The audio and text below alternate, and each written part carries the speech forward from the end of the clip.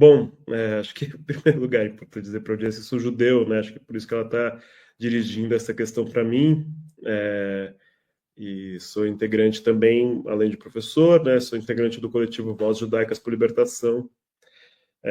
Venho, né, pesquisando a questão palestina e também participando de movimentos de solidariedade há muitos anos.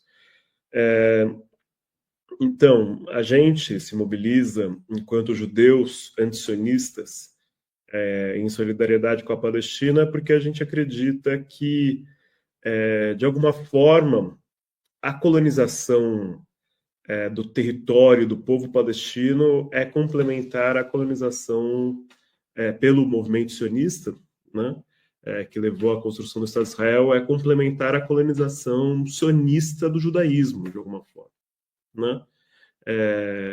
O sionismo, ele é um tipo, né, de movimento judaico nacionalista, né, que, de alguma forma, capturou todos os sentidos do judaísmo, né, chegando a se tornar quase um sinônimo de judaísmo, eu diria, ao final do século XX, né, conseguiu completar, né, essa hegemonia sobre o judaísmo, fazendo com que muitos judeus se identificassem, né, com Israel de uma forma automática, a forma pela qual eles entendiam viver o judaísmo, né? Só que isso é uma redução do processo histórico do judaísmo, da diversidade do que é ser judeu, né?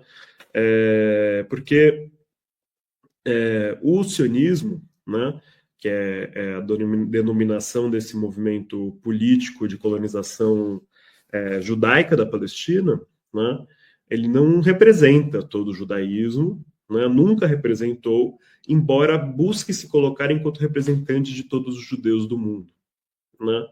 Então, os movimentos judaicos anti-sionistas, né, buscam dizer não em nosso nome, né? Ou seja, o que os sionistas fazem na Palestina, né, não representa o judaísmo, né? Então, a gente reivindica nessa separação do judaísmo do sionismo de uma forma a colocar como, por exemplo, né, a violência dirigida ao Estado de Israel não é uma violência antissemita, tal qual a violência dirigida aos judeus, né, durante o Holocausto, por exemplo, né? Então, essa é uma distinção fundamental, né, que deve ser feita, né, e que vem sendo reconstruída, né? De alguma forma, o sionismo conseguiu impor uma hegemonia, uma dominância sobre as comunidades judaicas, né? Mas, felizmente, essa dominância, essa hegemonia tem sido rompida. É um rompimento que a gente enxerga, né, em todo o mundo, em todas as comunidades judaicas, inclusive em Israel, né, obviamente. Mas esse rompimento é muito mais forte no centro do Império, né, nos Estados Unidos, que tem a maior comunidade judaica do mundo, né, ou seja, uma comunidade judaica muito próxima à comunidade judaica na Palestina, né, onde está o Estado de Israel.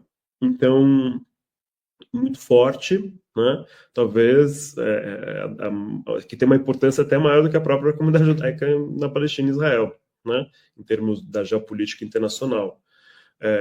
Então, nesse sentido, né, esses atritos, né, têm gerado importantes desdobramentos, né, nesse apoio, né, porque que o mundo ainda confere a um Estado genocida, né? Porque o mundo ainda apoia um Estado genocida quase 2 anos depois do início do genocídio por causa do sofrimento histórico dos judeus, né? Então, a gente precisa distinguir o sofrimento histórico dos judeus desse Estado, né? Porque o Estado de Israel é fruto de um projeto político de uma parcela de judeus, né, mas não diz respeito à universalidade dos judeus, a todas as formas de luta dos judeus historicamente, né? Então, né? E esse movimento político, que era simplesmente um movimento nacionalista, né? A gente poderia reivindicar até ali no começo do século XIX, se transformou num movimento colonizador, genocida, de apartheid, né? Chauvinista. Então, né? A gente rejeita, né, esse projeto e defende, de alguma forma, o fim desse projeto. Né? Desculpa.